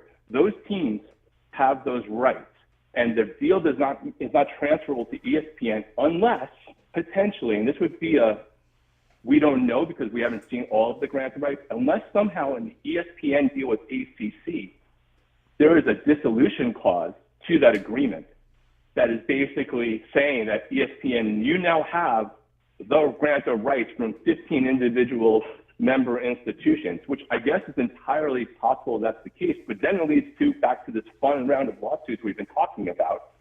If that is there, which I don't even know if it is, but let's just say it is, do the 15 members of the ACC as currently constituted know that if the ACC dissolved as an entity, that the ACC has told ESPN contractually that those rights have now transferred and each of those member organizations signed off on that? Because if they didn't, it doesn't matter that ESPN had a valid media rights deal with that entity and that the members had a valid agreement giving the grant rights to the ACC. If the ACC is gone, it's over unless there's some other sort of contractual thing that everyone has signed off with. There was my monologue. I'm done. Great. Yeah, we don't know what. Again, great point on. We don't know like what's between the ACC and ESPN, right? Right. But you know, and I'm not a lawyer, so I could be way off. But I think in practicality, if we wake up tomorrow, Rock and Rant, and we see the Magnificent Seven plus Louisville, let's just say, have voted to disband the conference. The ACC is going to appeal that in the courts. Okay? They're going to appeal that in the courts. And that appeal process is going to get pushed back beyond July 1st. That's a different thing, for sure. Yeah, I know it is. I'm just saying in practicality. Yeah. Then they're going to be able to vote some more members. Because by that time, Stanford and California and SMU will be voting members. Now, let's say I have a theory on this, but I'll let you answer, see what you say about it. But okay, let's say all that is, true enough. Let's use the phrase true enough. Let's say all that would happen. It would go to the state laws of North Carolina, the conference would be dissolved, and the ACC would be dissolved because the conference no longer exists. Why do you think it hasn't happened then? I mean, I know you explained because things were going on, but why won't it happen tomorrow? Why can't get an 8th team in there? Louisville, Georgia Tech, tell them we're going to be 8 members, let's do this, let's dissolve the conference. Why don't you think that will happen tomorrow? Well, a take I have is that we still have, maybe somebody is waiting, let's just say Team 8 is seeing all the things that are happening, and they know that they still have technically till June 30th to do that. And if they were to do that before, it doesn't matter that on July 1st, those 3 other members become voting, because it'll be the action will have been as of the date that those people did not have voting, so they don't get to supersede. So they could be just like, in a way, Clemson waited longer, right, to file their stuff because they saw what was going on with Florida State. Some of the news reports are coming out too that you're seeing. So they have a time. And again, I don't necessarily say that this is what's going to happen. I'm just viewing it as the theoretical that we're talking about. They still have time to do that. And in the meantime, they could still see what is happening, because they may be able to be in a potential cake and eat it too zone where they don't have to do that, because where they maybe aren't 100% sure that they would be Team 8 with a safe landing path. They might actually see it all fall apart through the actions that Florida State and Clemson and potentially North Carolina are going to do over the next, and some of the court responses that are going to come over the next 4 weeks. So they still have the dissolution theory still exists till June 30th, effectively, of if you want that to happen, if you're hoping it's going to happen, you have that much time. And a school that's cautious enough to have not wanted to do this last year, even though they have more information, they still have mid-April, if we take the court case, the next round of things to happen and what else might come out through discovery through June 30th to ultimately make that determination. And some might want to play it safe of, I want to find out more before we do it because maybe I'm going to get off scot-free. I don't have to take this big risk because maybe we'll be given the right to explore our rights like Clemson is saying they want to do and do that without having to worry about myself or the potential conference I want to talk to getting sued to oblivion while this is still not completely settled. I mean, that's the only thing you can think of. If you feel confident in your space, then you're going to do it. But I'm just trying to come up with a rationale of why somebody, not me, would do it. I'll give you my speculation on why I don't think we're going to wake up tomorrow morning or any other morning until June 30th and see it happen. Because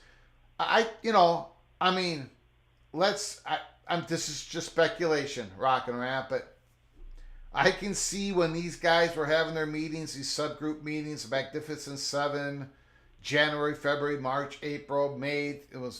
Then it bursted wide open with Ross Dellinger and Brett McMurphy's reporting. I can see one of those schools reaching out, third-party talks, whatever you want to call it, back channel talks with ESPN, right?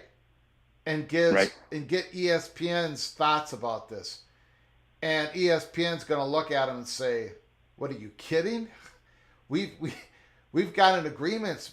We got agreements with ACC." And while they say, "Well, ACC won't be around," well, we just put a whole bunch of money in the ACC network. I mean, I think the ACC wants. I think ESPN wants the ACC to stick together. They're making too much money on this deal. I think that they want that for sure too. Why wouldn't they? Even until they know what the value could be if Florida State and Clemson go. But it's an interesting back and forth. I do appreciate it. Hey, if it happens before June 30th, I'll take the biggest L in history here at Peek Around the Corner. It'll be a fun show to do, I tell you that.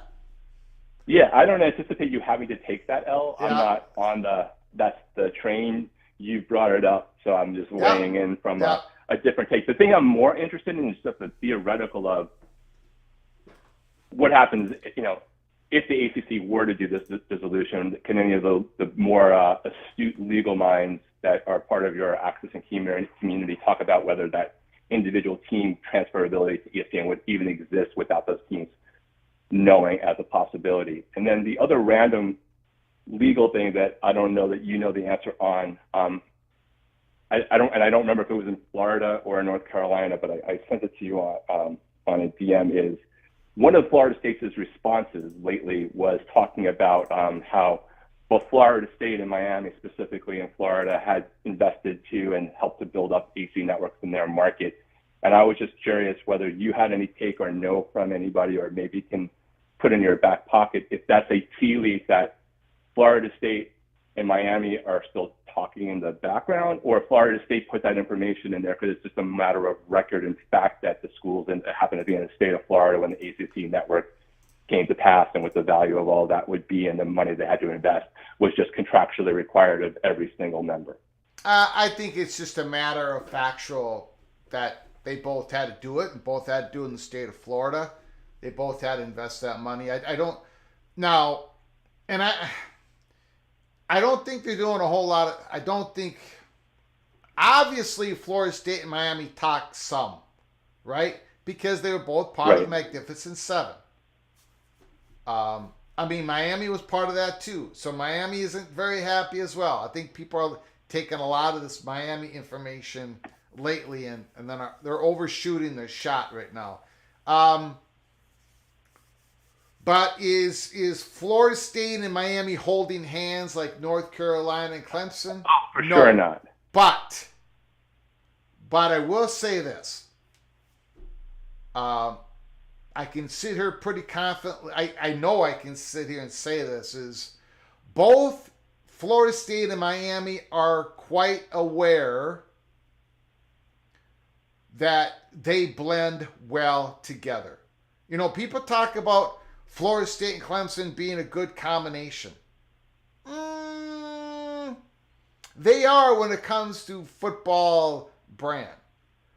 But in North Carolina, with pretty much anybody's a good combination. But Miami and Florida State is a very good blend. And I talked about it months ago. Holy Smokes Theater. It's why we put Miami in the first row. Now we've got them on the stage. They are a very good blend. Much like Washington and Oregon, it was a very good blend for the Big Ten presidents and Fox Sports. Miami and Florida State. Miami, with a lot of combinations, is a really good blend. And they are both, I believe, I have reason to believe, that's why we move things around in the Holy Smokes Theater, why both institutions are of that belief. And I'll just leave it at that. Fair enough. Got it. Appreciate it, sir. Thanks, Greg. Great phone Be good. call. Have a great night. Beautiful.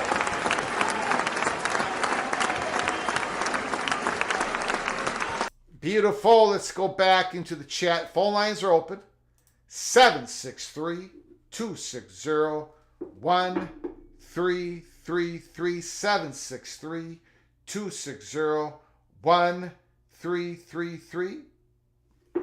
Give us a call.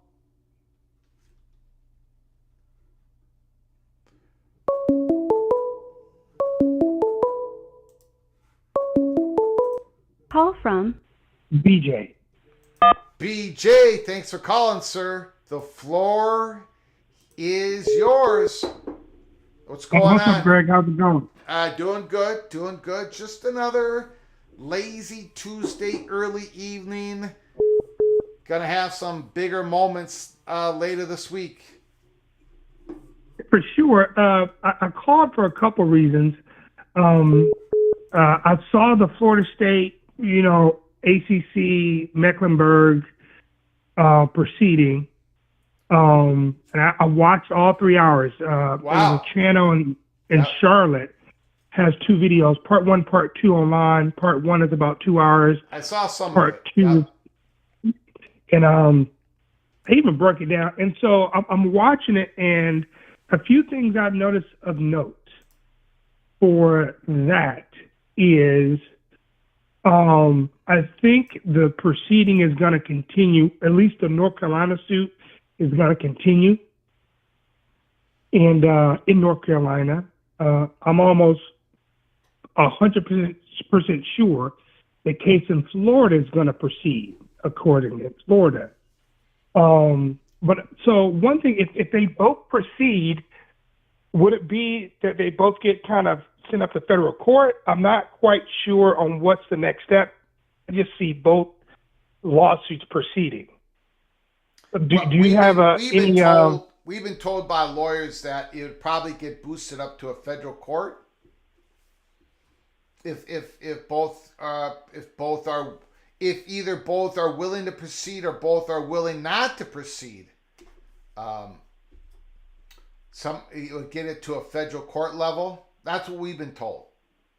Okay, so I was told that too. But so my thing is that federal contract law, there's no protection about an entity that cannot be sued.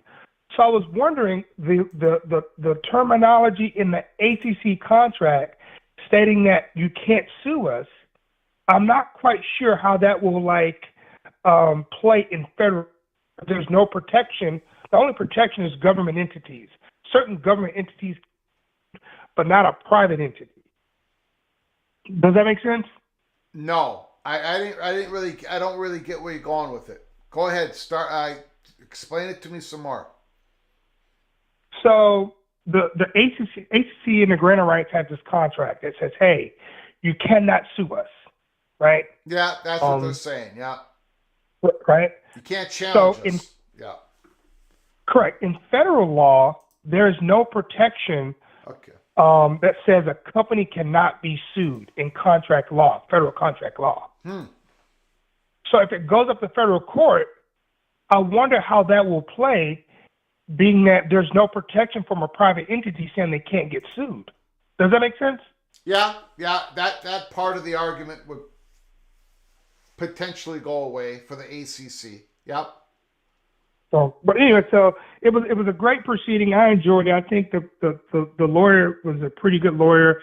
He didn't really like the whole, from the Florida State side, the sovereign immunity piece didn't really play, and from the ACC side, he didn't really care for the protection, or ESPN side, the protection of the grant of rights. Yeah, the media agreement. That's going to be interesting to see how that plays out. It seemed like the judge was not satisfied with the answers and the non-answers coming out of ESPN and ACC lawyers on the motion to seal the media agreement, to continue to seal the media agreement, the trade secrets between ACC and ESPN. But, we'll see what the ruling is on that. We should get a ruling soon. I haven't really kept up with the Clemson side. I don't know what's up and what's down. Maybe you can kind of catch me up with that. But it didn't seem, I saw a few headlines, but I didn't really go into detail about, the differences between the two cases. Well, we did a live show on it, real extensive one. We hit that thing when it came out.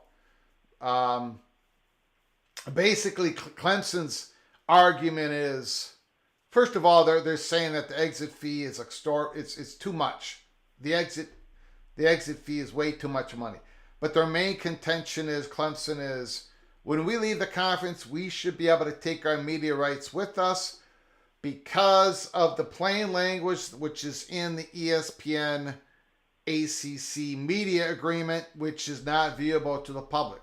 Clemson wants a declaratory statement on that part. They want it to be known, and that is, and of course, ESPN and ACC are saying that should not be in public view. Florida State just said in the court that media agreement, what you just watched 3 hours of, Florida State in that courtroom in Mecklenburg County said, "Hey, judge, you only have, I don't remember the number of pages. You only have like 12 pages out of 100 and some of that. You don't have the whole thing." What was that? It was 160 total pages, and he only brought 13 to the court proceeding, which was funny. Yeah. So that's Clemson's big argument. That's part of Florida State's argument. Clemson's is just a narrow argument. However, they got lashed back by the ACC almost as much as Florida State did. Clemson did not attack ESPN by name, but they believe there's something in that media agreement that we haven't seen that gives them the ability, Clemson, when they leave the conference, they take their media rights with them. They don't even have to wait. So they don't have to pay out the settlement. So that's gonna be a tricky question because that's well above my pay grade. But it doesn't seem right that once you leave a conference, your rights stay with that conference, just in common kind of everyday sense. But, I do have one last question before I get out of here. Is a lot of people, not a lot of people, but people online are mostly Big 12 fans are just giddy about, Miami or Clemson or Florida State joining the Big 12. And maybe I'm blinded, but I don't see the benefit from an ESPN standpoint of moving an asset from one property to another property. Do you see any validity in potentially ESPN moving ACC assets to the Big 12? Well, I mean, it's not really ESPN moving assets. It's schools, if they get out of their grant of rights. I will say this. The lower, whatever that settlement, if we get to a settlement between Florida State and the ACC, the lower the number that is, the better the chance of the Big 12 poaching from the ACC. But if it's a big old number, and Florida State pays out, North Carolina pays out, Clemson pays out, and another ACC school pays out.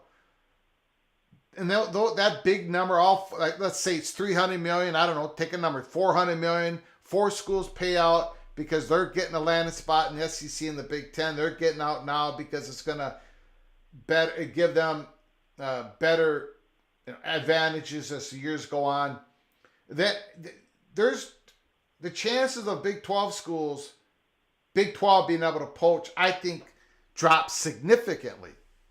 Because if you stay in the ACC, you're going to get that money. You're going to get that money through many years. You're still going to have the ACC network. And the chances of the ACC surviving are that much bigger.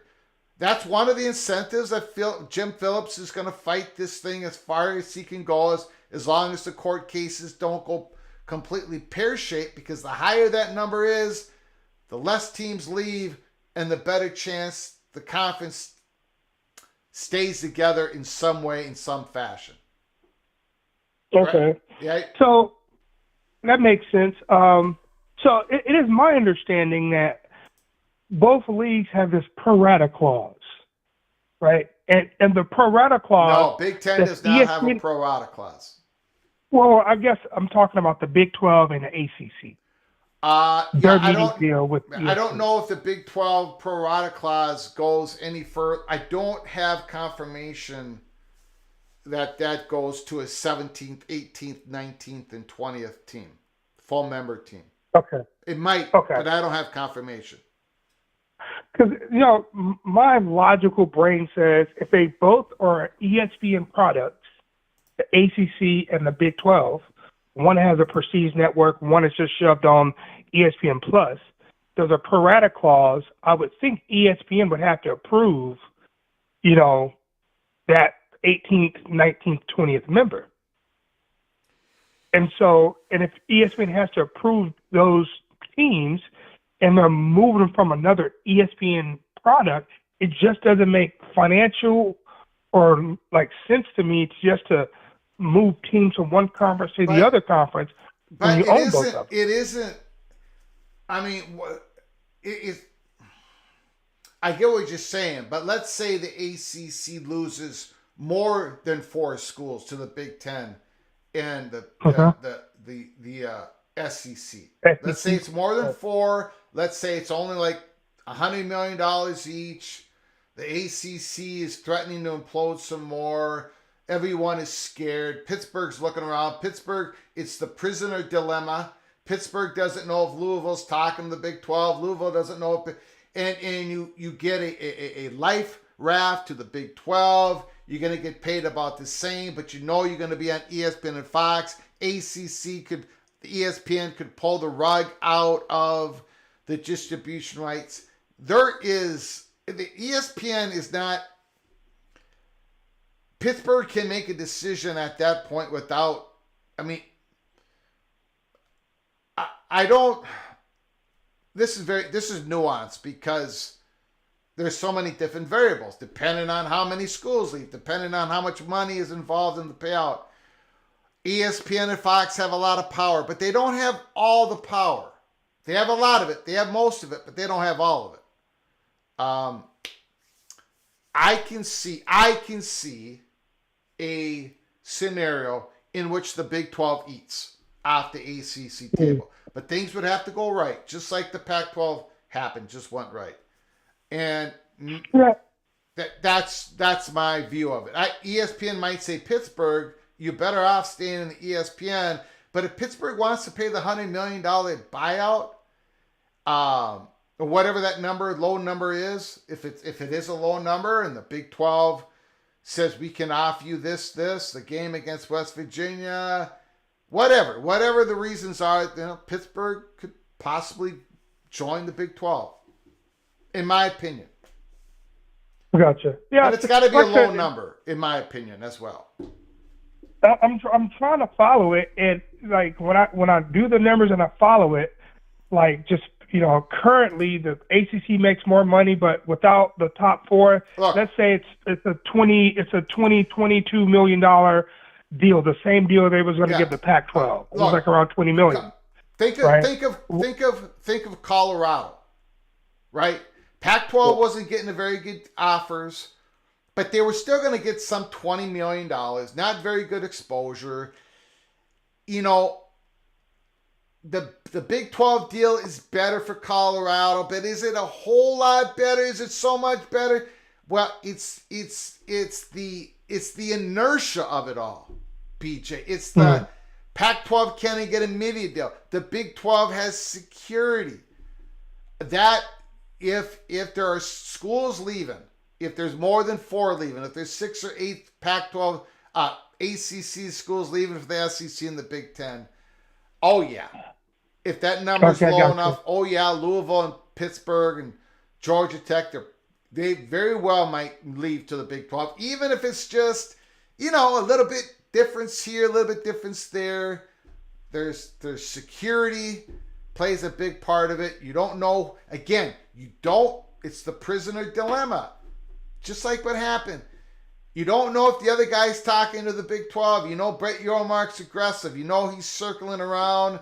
You know that ESPN and Fox have already supported the Big 12 in one battle with the Pac-12 after the Pac-12 snubbed their deal and Brett Yormark took it. So I would not eliminate Big 12's ability to poach the ACC. No way. But things have to go right for them. Yeah, when my brain sees it, let's say the buyout is at least $100 million. Whereas Colorado, it looks like they had to pay $6-7 million. So I could see that, but the ACC teams, it looks like the ACC is not playing about, exit fees and leaving that conference. So at the very minimum, teams leaving the ACC is going to pay $100 million. I just don't see paying $100 million making a lateral move. To me, it just doesn't make sense. But I'm not, like I said, I'm just looking at it from a fan's perspective, from a business perspective. I just don't see it. But either way, thank you for having me on, Greg, as always. Appreciate Stay it, blessed. DJ. Great call, sir.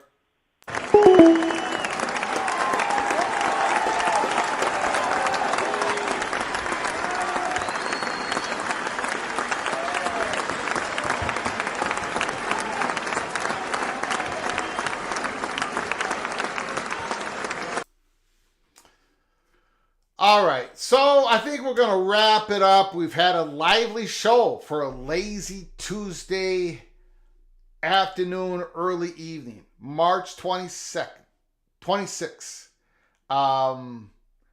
Tomorrow, Wednesday, all eyes on Mecklenburg County, see if something happens in regards to Clemson filing something against against the ACC in Mecklenburg County. They already did in Pickens County. They might file a complaint. That's what we've heard. They're going to do it soon. But they have to be served some papers. They have to be served in Mecklenburg County first by the ACC. That hasn't happened yet, or there's no indication that it has. But after that happens, we believe Clemson is going to take action. Also, we could get a ruling tomorrow. Nobody expected it to happen Monday. Nobody expected to happen today. Tomorrow is the first day that maybe, possibly, Judge Cooper of Mecklenburg County will give the ruling. If he does, we're going to go live. And I don't care if it's at 9 o'clock in the morning. I don't care if it's at 7 o'clock in the morning. I'm going to be up. I never sleep. I'm going to be up. So, do yourself a favor. Hit the subscribe button. Open up your notifications. Buckle up and brace for impact. Keep your head on a swivel. Keep an eye out at college football's peek around the corner, because we're going to be covering this live, covering everything. We've talked about the quarterback battles, the spring battles raging, going on. Arkansas, Michigan, Ohio State, Oregon. Holy smokes. And later this week, we're going to be doing some more spotlight on teams across the country. We're talking college football more and more every single day here in the off season, keeping our eyes on the ACC, the drama in the holy smokes theater. I want to thank everybody for your generous donations to the show. your incredible comments in the chat room, like always, and the wonderful phone calls that we got from you, the PATC community. We're going to be coming on live tomorrow. We do not know what time. We will let the events of tomorrow take its course, and we will follow along. So again, subscribe, get yourself notified. Until next time, from all of us at PATC to all of you, please you all take great care of each other. Thank you so very much.